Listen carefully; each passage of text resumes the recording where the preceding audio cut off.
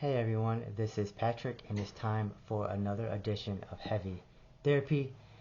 This is part 2 of my top 40 death metal albums of the decade so far. Very good decade for death metal. I did say in part 1 that I would start showing a few runners up in these next series, next iterations of this video. So let's do that. This is a runners up. In fact, it deserves to be on the list, and that's why I'm showing it really. This is Black Death Cult with Diaspora. Came out in 2022. This is a band that formed in 2019. They're from Canada. This album was out on Profound Lore, and it is just crazy death metal that has these weird psychedelic parts thrown in, very atmospheric and doomy at times as well. A lot of variation in the vocals in terms of harsh.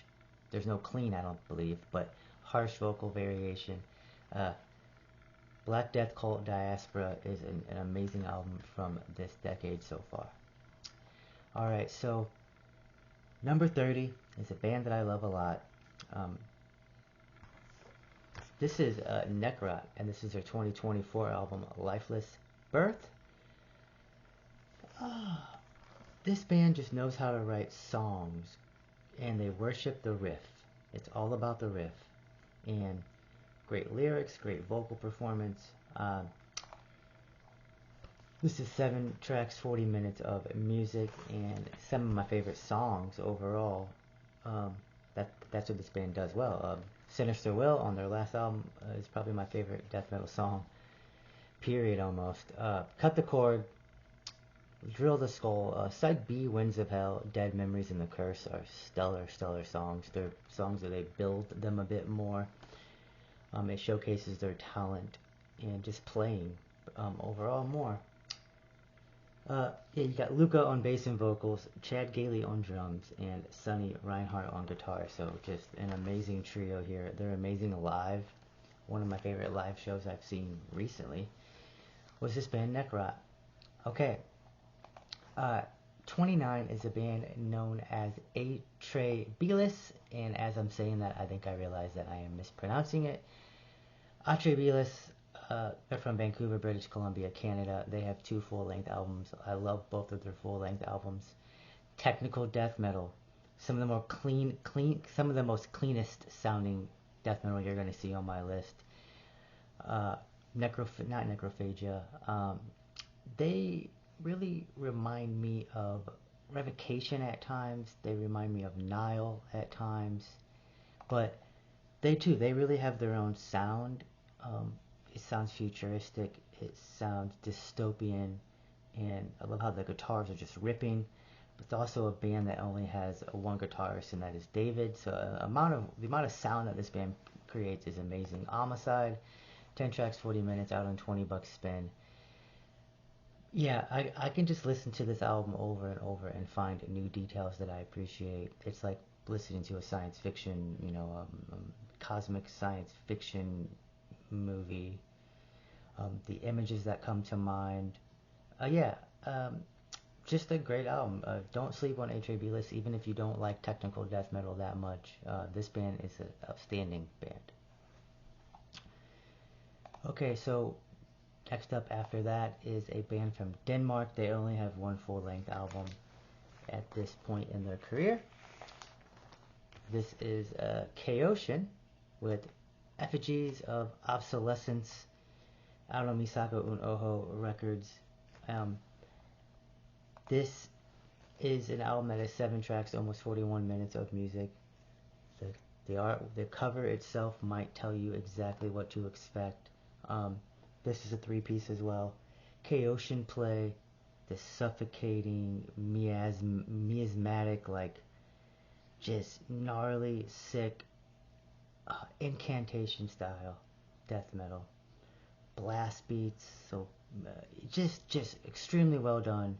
This is another album that the reason it's on my list is because you can go back to it a lot. High replayability.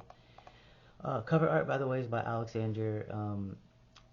I can't pronounce that. I'll put it in the video as well. But Oceanian Effigies of Obsolescence is just an amazing album that I come back to over and over.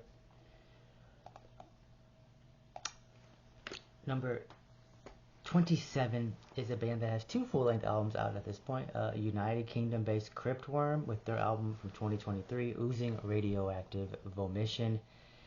I really liked their debut that came out only a year before. This is sort of extremely groovy, catchy as well, simple, grind-inspired death metal. Think of the band Toughness as well. Think of Demilich, but it's more straightforward than Demilich, right? But has those kinds of vocals. Maybe think of Cerebral Rot as well, but just heavy, fun, groovy death metal. Would love to see this band live. Their album Oozing Radioactive Vomission was 6 tracks, 35 minutes of music, out on Misako and Oho Records. And my favorite song might be Oozing Radioactive Vomission. This title track itself is just an extremely good song. If you hear thunder, that is because it is lightning outside. Okay, so what is up next is a band that I don't see get much love. It's a band from Canada. It is Phobocm, and it is their last album, Foreordained. So this will be my number 26 pick. Sorry, 26 pick. And this is the third album of a trilogy. Their first was Deprived in 2014, Bringer of Drought in 2016, and now Foreordained from 2023. This is like if Immolation did more doom, especially on this album. So doomy sounding Immolation style death metal, heavy, dense, suffocating. Maybe if you're a fan of Ulcerate as well, and Golgotha Remains. But you know, certain even though it's death metal, right? Some, you know, there's taglines for death metal, right? Meat and potatoes death metal, old school death metal, primitive death metal, caveman death metal. There's a slew of bands that I kind of put in this sort of mature sounding death metal, sort of fully developed death metal, if you will. And Phobocm is one of those bands. Foreordained is one of those albums. The songs do start to separate themselves from one another, but this is more of an album experience as opposed to picking out individual tracks. Another band that might come to mind that if you like, and you haven't heard this band, but you like this band, Mortuous. If you like Mortuous, you might like this album, Foreordained, Phobocm. Okay, so number 25 is an album that when it came out, it exploded. It exploded on metal Twitter. It saw it a lot on Instagram, saw it a lot on YouTube, but it hasn't been talked about as much since it came out. And this is Malignant Alters, Realms of Exquisite Morbidity 2021. This is their only full-length album. They broke up basically immediately, shortly after putting out this album. I remember when I first heard it, I liked it, but it was only the sort of the verve and excitement that I saw other people have for this album that made me give it a second listen. And right on that second listen, I just appreciated its just weight of it. I love the vocal performance. The drumming reminds me of Gojira. The drumming reminds me of Mario Duplantier from Gojira, who's one of my favorite drummers. Amazing drum album. Heavy album. This album came out on Dark Descent Records. Both the CD, cassette, and 12-inch version actually came out on Dark Descent Records. 6 songs, including an instrumental, so only 5 songs that have vocals on it, and it is still worth of making this list. Attention to detail, cymbal work, crushing riffs, great vocal placement. If you like tribal gaze, you like imprecation, sort of Texas-sounding death metal. Malignant Alters are from Houston, Texas. Realms of Exquisite Morbidity. I'm probably going to listen to this after I record this video. Just an amazing album. Okay. We have a few more to go. So this next choice is Grave Miasma. This is my 24th pick. Grave Miasma from another band from the United Kingdom. So yeah, I put this band in that category of sort of ancient sounding death metal that is sophisticated, mature sounding death metal as well. They make what they do look easy and sound easy, but it's not. Just love their themes, love their concepts. 9 tracks, 53 minutes of music. So this is a full experience here. They explore like different sort of funeral rituals, mostly in Asian cultures, and yeah, fully developed songs, great drum play, great guitar work, great solos and leads. An underrated band with an underrated album, because again, I saw kind of conflicting feelings about this album when it came out. Everybody was like, it's really good, but I don't know if it stands out, and I think this album on multiple repeated listens, I think it stands the test of time, and it is one of my favorite death metal albums of the decade so far. And that is why it is here at number 24. This band is getting a lot of love. Australia knows how to do death metal. They always have, and they still do. Faceless Burial is my number 23 pick. This is At the Foothills of Deleration, their 2022 album. And they already have such a following where like people will swear by their first album being their best. People will swear by their sophomore album being their best. People will swear by this album being their best. Earlier stuff was a bit blackened death metal. This is just, to me, just death metal in the vein of Morbid Angel, just some Finnish influences. Technical death metal is in here as well. Just a band that is a stellar band. There's a lot of newer bands that you're going to see some more of them on my list that are, you know, getting the album covers, getting the big tours. This band deserves to be in that same conversation. 6 tracks, 37 minutes of music. The cover art, by the way, if you can't tell, is by Dan Seagrave. So amazing that he's still putting out work. Could have been like I think I would have preferred like a matte finish for it as opposed to this glossy finish, but killer artwork. Yeah. Favorite song is the last track, Redivivis through Vaccination. It's a tough one. But all of these songs are great. If you like Void Ceremony, you know, check out Faceless Burial, At the Foothills of Deleration.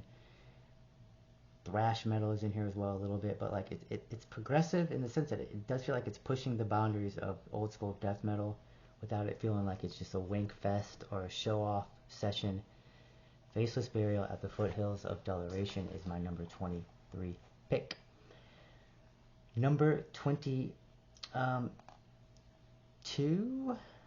is going to be the band Worm and their third album, Foreverglade, out in 2021 on 20 bucks spent, 6 tracks, 45 minutes of music. This is death doom at its finest.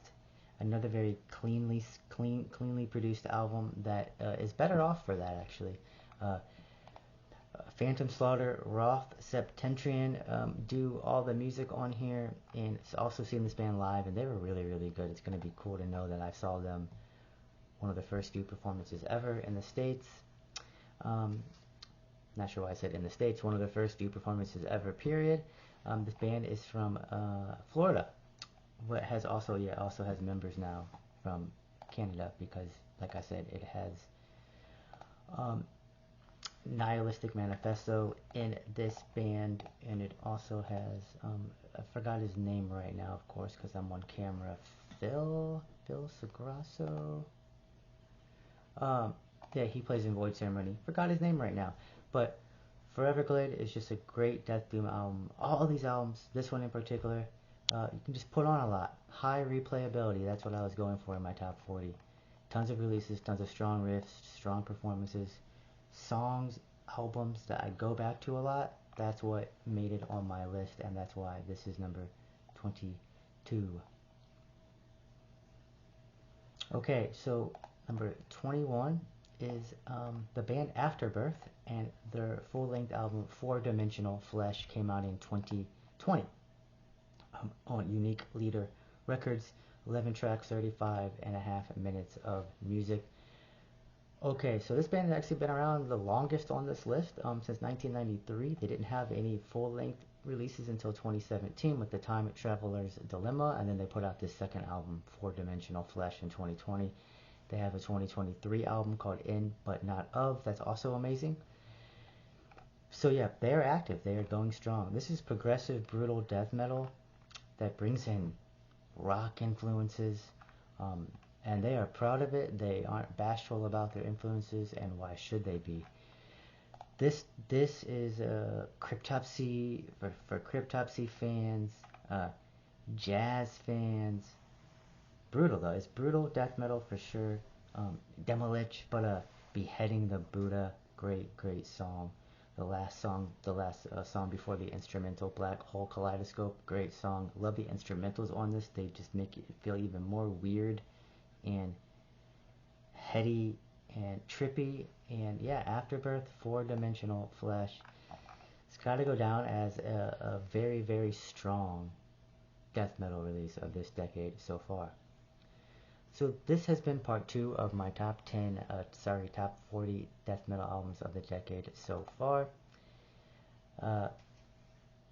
Tell me what you think about these choices in the comments. What have you been listening to from this decade so far that you find has high replayability, has a full album experience, and so forth. Keep an ear out and an eye out and some for the next 2 parts of this series. Thanks you for watching. As always, remember to stay heavy. Bye.